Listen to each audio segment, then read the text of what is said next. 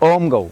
इस समय सहतूत के पेड़ के बीचों बीच में खड़ा है। बसंत ऋतु है और सहतूत का फल इस समय भर भर के आ रहा है। आप ये देखिए आकृति हथेली पर, आपकी ये हथेली है और ये आपकी क्या है, ये आपकी बड़ी आंत है। ये स्पष्ट हमें नेचर इंगित कर रहा है कि सहतूत का जो फल है वो बड़ी आंत के लिए है। हमारी जो बड़ी आंत है, जैसे कि हम अंग्रेजी में लार्ज इंटेस्टाइन्स बोलते हैं, इसमें 100 ट्रिलियन बैक्टीरिया है, गुड बैक्टीरिया। और आपका जो मस्तिष्क है इसमें भी 100 ट्रिलियन न्यूरॉन्स हैं। यहाँ आपस में इनका कनेक्शन की बात करते हैं। जैसे गाय का और सूरज का आपस में कनेक्शन है, आपस में भाई बहन है, ठीक उसी प्रकार आपका मस्तिष्क और आपकी बड़ी आंत और छोटी आंत, इनका भी कनेक्शन है। दोनों का इक्वलिटी है, दोनों एक दूसरे पर निर्भर हैं।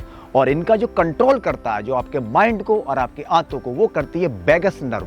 वेगस नर्व अगर हम योग की भाषा में बात करें, जो हम कुंडलिनी जागृत करते हैं, सुषुम्ना नाड़ी होती है।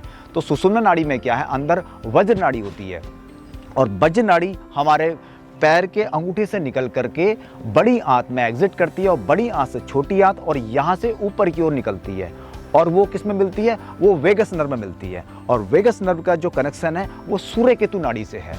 सूर्य केतु नाड़ी जो है सूरज से जो चली आ रही है। कुल मिलाकर के हमारा जो संपूर्ण जो बॉडी का जो सिस्टम है, जो कंट्रोल है, वो हमारा मस्तिष्क नहीं है। मस्तिष्क से पीछे हम जाएंगे, यानी कि हमारा एक तो ये स्थूल शरीर है, एक हमारा माइंड है, एक हमारा कॉन्शियस जिसे हम कॉन्शियस माइंड बोलते हैं, एक बोलते हैं सबकॉन्शियस माइंड जिसको कि हम मस्तिष्क बोलते हैं, और एक बोलते हैं अनकॉन्शियस माइंड जो कि सबकॉन्शियस माइंड से भी अलग है, कोई कंट्रोलर है उसका। तो वो क्या है, वो सूर्य केतु नाड़ी से कंट्रोल हो रहा है। जो हमारा सबकॉन्शियस माइंड है इसका कंट्रोल वेगस नर्व करती है। वेगस नर्व के माध्यम से मस्तिष्क की कोई सी भी डिजीज हो, जैसे कि paralysis, Parkinson disease, PSP disease, अवसाद, इंसोमेनिया, आपको जैसे कि मिर्गी हो गया है, आपका मानसिक तनाव, आपकी हरकतें, कांपना या भूलने की क्षमता, या जितने भी गले से ऊपर के जितनी भी डिजीज हैं, जैसे कि बाल का हो गया, बाल सफ़ेद हो रहे हैं या झड़ रहे हैं,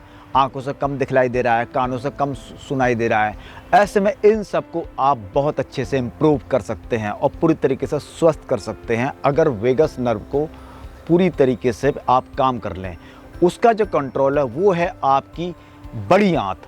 और बड़ी आंत का जो आहार है वो हमारा जो गुड बैक्टीरिया है, उसके लिए हम लोग कांजी बनाएंगे। वेगस नर्व हमारी बड़ी आंत पर निर्भर है, तो उसी लिए हम आज बात कर रहे हैं सहतूत पर। इसकी कांजी किस प्रकार बनाई जाएगी, आगे चलते हैं कि किस प्रकार हम कांजी बनाते हैं। कांजी के लिए सबसे पहले आपको पानी चाहिए। 1 लीटर पानी, साफ पानी हो, आरओ का या यूबी का पानी चलेगा या फिर अपने बोरिंग का पानी चलेगा। दूसरा है एक ये चुकंदर, 10 ग्राम सहतूत के फल, 10 ग्राम ये पीली सरसों हैं, समुद्री नमक 1 ग्राम और 1 ग्राम सेंधा नमक लेंगे। और इसके बाद आप एक सूती कपड़ा लेंगे, इसको इस प्रकार से एयर टाइट कर देंगे ताकि बाहर की जो हवा है वो भीतर की ओर ना जाए और अंदर की हवा जो है वो बाहर निकल जाए। इस प्रकार आपने देखा, हमने एक कांजी बनाया। इसको 3 दिन तक आप इसी प्रकार बंधा हुआ रखेंगे और किसी भी सूती कपड़े को लेकर के बांधना है। ऊपर की हवा, जो बाहरी हवा है वो अंदर ना जाए और भीतर की जो हवा वो बाहर को निकल पाए। और 3 दिन के बाद आप इसको पिएंगे। पीने का जो सिस्टम है वो सुबह आप लीजिए खाना खाने के बाद, और रात को जब हम खाना लेते हैं उसके बाद। अगर इसको बहुत अच्छा रिजल्ट चाहते हो तो इसको 1 कप आप कांजी लेंगे, इसका पानी, और उसमें आप दही का पानी या फिर तक्कर का जो पानी होता है उसे मिला सकते हैं, या फिर तक्करा रिस्ट होता है या उसको मिला सकते हैं। उसको मिला करके इसको पीना है। हमारे वेगस नर्व को इम्प्रूव करने के लिए और बड़ी आंत को इम्प्रूव करने के लिए 3 आज हम आपको पॉइंट बताएंगे।